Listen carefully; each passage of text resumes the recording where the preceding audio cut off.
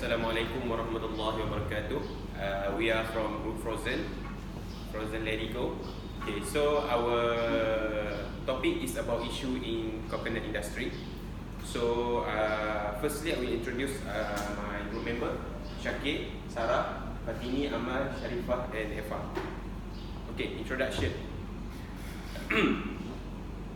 As we know, coconut is the most important and high demand plant in Malaysia.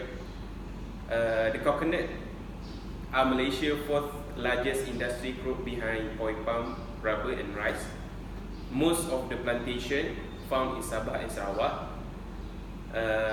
In Peninsula also have production, but not too much. Among the top, we Malaysia are among top 10 coconut producer in the world. From 2011 to 2015, the market value of the coconut and related product production industry in Malaysia grew at 13.6%, from an estimate 259.9 million in 2011 to 432.7 million in 2015. And recently, our coconut sector begin to have focus in government and farmer as the important, as people believe, the important part of the coconut plant. So hi, I will explain about the increase of the coconut demand. First of all, why the demands for the coconut is increasing? Because it is driven by the declining of the palm oil prices. This is because the EU's country decided to ban our palm oil. Even though palm oil is our major industrial crop, but it is still still important crops for our country. So for them, when they already banned, because they want to increase their own production, which are from the soybean. So next, why the coconut is the demand of the coconut is increasing? Because of the growing awareness of health and nutrition. As we know, coconut have its own nutrition for all of the parts from the coconut. So the next one is the rising demand for coconut derived product. From each part of the coconut, we can actually use for many things. For example, we can make coconut oil from the coconut. Coconut oil has been used in our cooking lah. And the next one is the virgin coconut oil. The third one is the fresh coconut milk. As we know, during during Hari Raya, for example, we really need high amount of coconut. As we want to, for example, we want to make rendang, then we need a fresh coconut milk. So the demand will increase. And the last one is the drinks and the powder.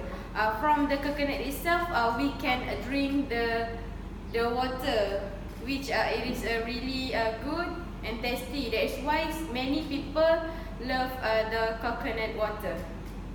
That's all for me. I will pass to Tini. Okay, I will continue with the next issue in the coconut industry, which is using the old variety. As we know, the farmers are still using the old variety, which is Malayan tall. So there are many characteristics of the Malayan tall, which is first, the production yield of Malayan tall is low, and then it only produce about 6,000 to 10,000 nut per hectare per year, which is very low. And next is it also difficult to harvest because of its height.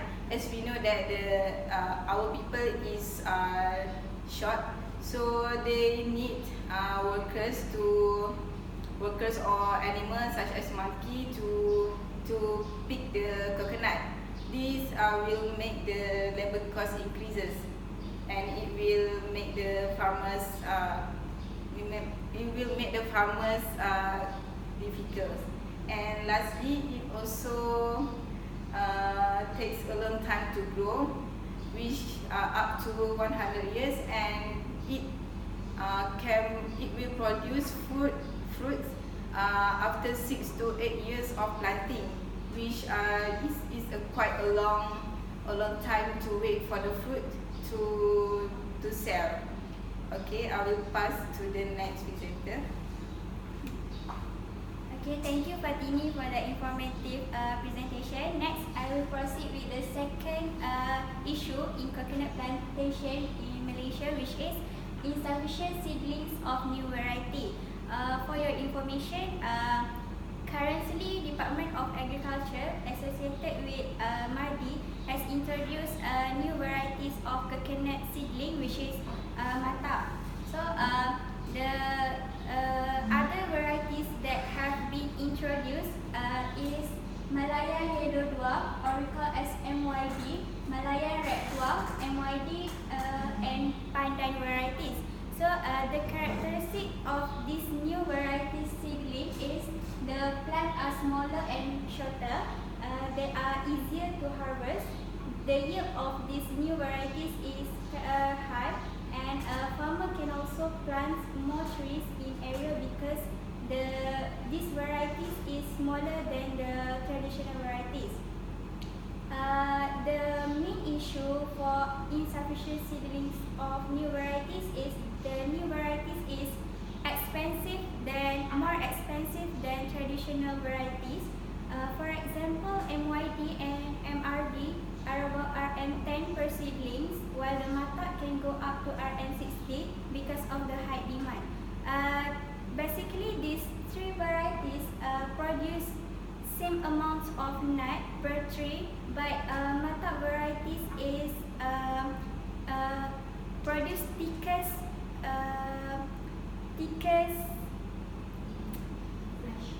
flesh. Yes, mata varieties can produce thickest flesh than MYD and MRD, which is beneficial to produce coconut oil and also coconut fresh milk. Lastly, the issue that associated with this insufficient issue is these new varieties produce difficult to produce seedling because farmers need to climb the tree and induce pollination to get the required variety. Because in Malaysia, there is no more people that have skill. They have this skill. So that's all. I will pass to the next presenter. Thank you, Sarah, for the amazing presentation. Okay, I will continue next with the next issue, which is competition with other countries.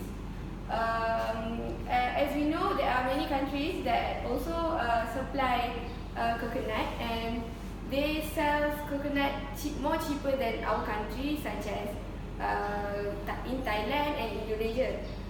Current supply of coconut in our country is unable to meet the local demand due to the demand that we have in our country, like my friend just explained before.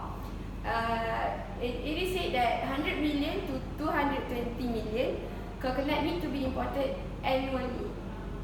Next, it is insufficient to this country because the farmer is choosing to plant the oil palm instead of planting the coconut, and the area of coconut plantation had fallen from about 120 hectare in 2005 to 85,000 hectare. Okay, I'll pass the floor to the next presenter. Okay, thank you to Amal. Okay, now last but not least, I will present about the solution that we need to take to encounter the issue in the coconut industry. Okay, so we will be in government's perspective.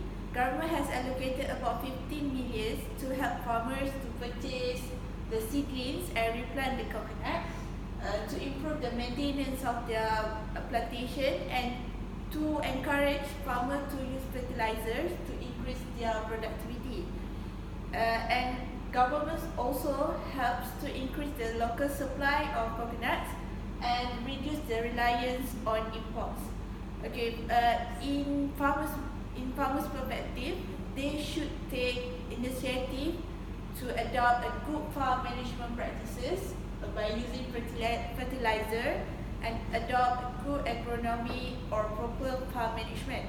And lastly, they really need to improve their strategy on how to market their coconut production to encounter this issue. So that's all from us. Thank you.